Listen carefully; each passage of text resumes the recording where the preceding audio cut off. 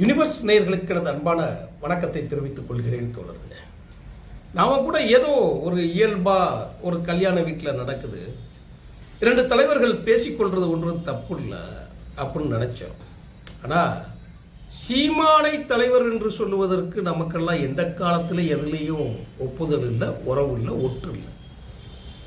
ஒரு பெண்ணை மானபங்கப்படுத்தி 7 முறை கருக்கலைப்பு செய்து உச்ச நீதிமன்றம் வரை சென்று மன்னிப்பு கடிதம் எழுதி கொடுத்த ஒரு கபோதி அவன், ஒரு பொறுக்கி அவன். அவனிடம் போய் திமுகவின் தலைவர் மு.க. ஸ்டாலின் போய் ஒட்டி உறவாடி ஏதோ ஒன்று பண்ணுறா அப்படின்னு சொல்லி பார்த்தா நம்ம ஃபஸ்ட்டு வேற மாதிரி நினச்சோம். நம்ம அவரை ஒரு இயல்பா பிடிக்கல அப்படின்னு. ஆனால் அது போட்ட குட்டி இருக்கு இல்லையா உதயநிதி, அவங்களும் போய் என்னமோ நூற்றாண்டு கால பந்தம் என்பதைப் போல, காங்கிரஸை, நீதி கட்சியை, கம்யூனிஸ்ட் இயக்கங்களைப் போல, ஒரு 100 ஆண்டுகள் கண்ட கட்சிகளின் தலைவர்களைப் போல அப்படியெல்லாம் நினைச்சு இவங்க ஒட்டி உறவாடிட்டு இருக்காங்க. யாரோட நிகழ்ச்சியிலன்னு தெரியுமா? திமுகவோட தலைமை கழக செயலாளராக இருக்கக்கூடிய காஜா அவர்களோட வீட்டு இல்ல நிகழ்ச்சி. அது எப்படி திமிங்கலம் நீங்க அங்க போய் பத்திரிக்கை கொடுத்தீங்க? என்னடா நடக்குங்க அரசியல்ல? உங்க வேஷம் அப்பட்டமாக கலைந்து வரக்கூடிய சூழல் இப்போ தெரியுதா? பதவி அறிவிப்புக்காக நீங்க என்ன வேணாலும் செய்வீங்கிறது தமிழர்களும் தமிழ்நாட்டு மக்களும் உலகம் முழுவதும் இருந்து பார்த்துக்கிட்டு தான் இருக்கிறாங்க. தமிழர்கள் உலகத்தில் இருக்கக்கூடிய நாடுகளில் 100க்கும் மேல இருக்கக்கூடிய நாடுகளில் பார்த்துக்கிட்டு தான் இருக்கிறாங்க. உங்க வேஷம் அப்படியே களைஞ்சு தொங்கி போய் கிடக்கு பாரு. சீமானோடு உனக்கு என்ன ஒட்டு உறவு? கருணாநிதிக்கு சென்னை மெரினா கடலுக்கு உள்ளுக்குள்ள போய் ஒரு பேனாவை நொட்டணும்னு சொல்லும் போது ஆதரிச்சு முட்டு கொடுத்தவங்க எல்லாம் நாங்கடா. திமுக கட்சியை களவாடிய கயவன் கருணாநிதிக்கு கடற்கரையில் போய் அவங்க நினைவா வைக்கணும்னா ஒரு பேனா முனையத்தான் வைக்கணும். அந்த பேனா முனைய அப்படியே திருப்பி மல்லாக்க வச்சு அதில் வச்ச உடனே அப்படியே அவங்க தமிழுக்கு கிழிச்சு தள்ளுனதெல்லாம் நாங்கள், எழுதி கிழிச்சதெல்லாம் நாங்கள்லாம் ஆதரிச்சு முட்டு கொடுத்தது நாங்கள். சிலை வைத்தால், அப்படி ஒரு பேனா சிலை வைத்தால் அசிங்கமான வார்த்தையை சொல்லி உடைத்தெறிவோன்னு சொன்னவன் சீமா. அவனோடு உனக்கு சிரிப்பு. அட மானங்கெட்டவர்களே, பதவி அறிவிப்பு, பதவி அறிவிப்புல தானே நீங்க போய் உங்களுக்கு அந்த சிரிப்பு வருது இல்லையா? போய் நிக்கிறீங்க. போய் ஒரு திராவிட இயக்கத்திற்கு முட்டு கொடுத்து திராவிட இயக்கத்தை காப்பதற்காக தமிழ்நாட்டில் பேரறிஞர் அண்ணா, தந்தை பெரியாரின் கொள்கைகளை வார்த்தெடுத்த ஒரு அமைப்பில் ஒரு பிஜேபி என்கின்ற கருணாகம் உள்ளே வந்துவிடக்கூடாது என்பதற்காக நாங்கள் எல்லாம் பாடுபட்டு சனியன் ஒன்னோடு கூட்டணி சேர்ந்து, பீடை ஒன்னோடு சீத்தேன் சேர்ந்து நாங்கப்பட்ட பாடுகளுக்கு உனக்கு முட்டு கொடுத்தது போக நீ போய் அங்க போய் அவங்க கிட்ட போய் நிக்கிறியே, வெக்கமா இல்ல? அதை விட கேவலமாக ஒரு வார்த்தை சொன்னோம். 2 கல்லறைகளுக்கு நடுவே அதை ஒரு வார்த்தை சொன்னா ரொம்ப தப்பா, எனக்கே பேசுவதற்கு நாக்கு கூசுது. வெக்கம் இல்லை அவங்களுக்கெல்லாம்? போய் அவன்கிட்ட போய் கொஞ்சிறீங்களேடா, கொஞ்சிறீங்களே. உங்களுக்கு என்ன பதவி அறிவிப்புலையான நீ வந்து சிரிக்கிற நீ? பெரியார் சிலையை இடிப்பேன் என்று சொன்னவனை, பெரியாரே மண் என்று சொன்னவனை, திராவிடத்தின் கருப்பு நெருப்பு மயிறு வேண்டா எவன்டா நடிச்சுக்கிட்டு இருக்கிறீங்க நீங்க?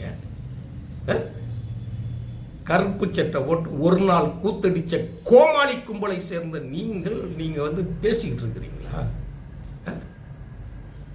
ஜெயலலிதா அவர்களை எவ்வளவு இழிவாக பேச முடியுமோ அவ்வளவு இழிவாக பேசியவனை கருணாநிதியை எவ்வளவு இழிவாக பேசணும் பாட்டா படிச்சார்.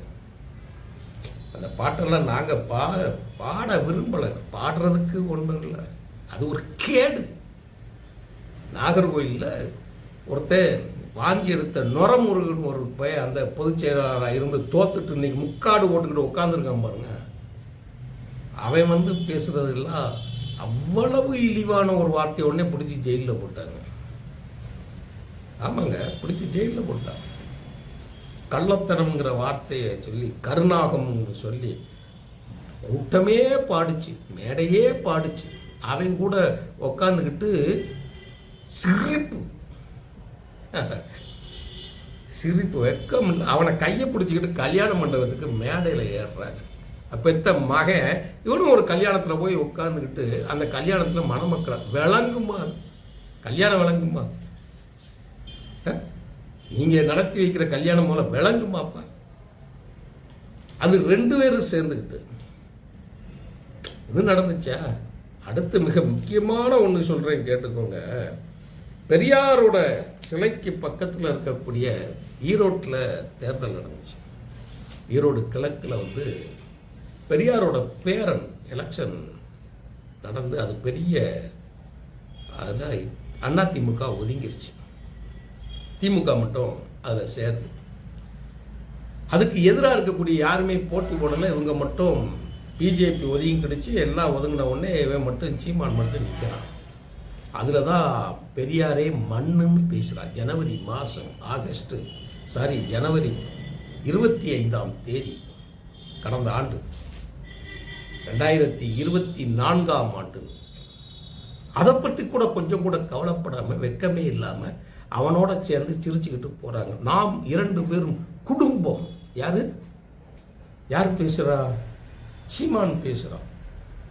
என் அன்பு தம்பி உதயநிதி இவங்க எங்கிட்ட பேசிக்கிட்டு எவ்வளோ கள்ள உறவு பாருங்க. நீங்கள் கள்ள உறவை பற்றி யாருக்கு பேசுகிறாங்கிறத புரிஞ்சுக்கணும். அடுத்து ரொம்ப முக்கியமானது என்ன தெரியுமா?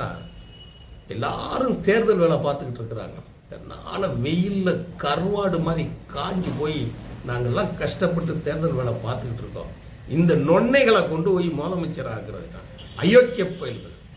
இவங்க போய் உட்கார வைக்கிறதுக்கு நாங்கள் போராடிக்கிட்டு இருக்கோமா? இவனுங்க நேராக முதலமைச்சர் நேராக ஹீரோம்பாங்க இல்லையா, அதுக்குள்ளே இவங்க போயிடுறதுக்கு. அப்போ இவனுக்கு என்ன வேலை பாருங்க, சீமானுக்கு வயசு 62 ஆகுது. செனப்பண்ணி மாதிரி சாகிற நேரத்தில் இருக்கக்கூடிய ஒரு வயசு, அது முக்கியமான வயசு. அந்நேரம் பொண்டாட்டியை மாசமாக்கிட்டு புள்ள பெறுறதுக்கு போய் உட்காந்துருக்குறாங்க. எலெக்ஷன் நேரத்தில் புள்ள பெறுறதுக்கு போய் உட்காந்துருக்கான். அவ்வளோ வெக்கம் இல்லாமல் ஒரு பிள்ளையை தூக்கிக்கிட்டு வந்து நாங்கள் குழந்தை பெற்றுட்டோம் ஆங்கன்னு சொன்ன உடனே ஜென்ம வயிறு எதிரியாக இருந்த திமுகவோட தலைவர் தூத்துக்குடி மாவட்டத்திலிருந்து கொண்டு போய் நேரம் என்ன செய்யறாரு தெரியுமா?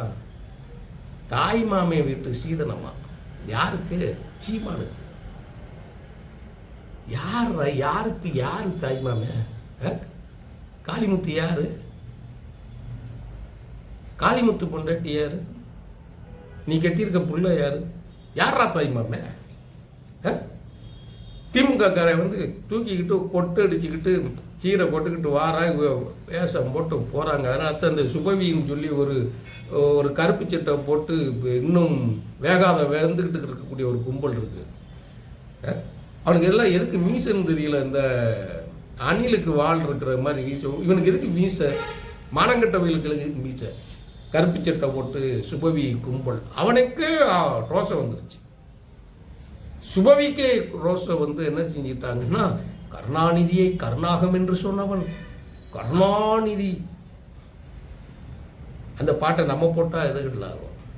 கள்ளத்தனம் செஞ்ச கருணாநிதிக்கு அப்படி என்று சொன்னவன், பெரியாரே மண்ணு என்று சொன்னவன், பெரியாரின் சிலை இடிப்பேன் என்று சொன்னவன், பெரியாருக்கு பேனா வைத்தால் அதை தகர்ப்பேன் என்று சொன்னவன், அவனுக்கெல்லாம் தாய்மாமன் சீர் வைத்து கொண்டு எல்லாம் இஞ்சி தின்ன குரங்கு மாதிரி மேடையில் உட்காந்துக்கிட்டு இருந்தானுங்க.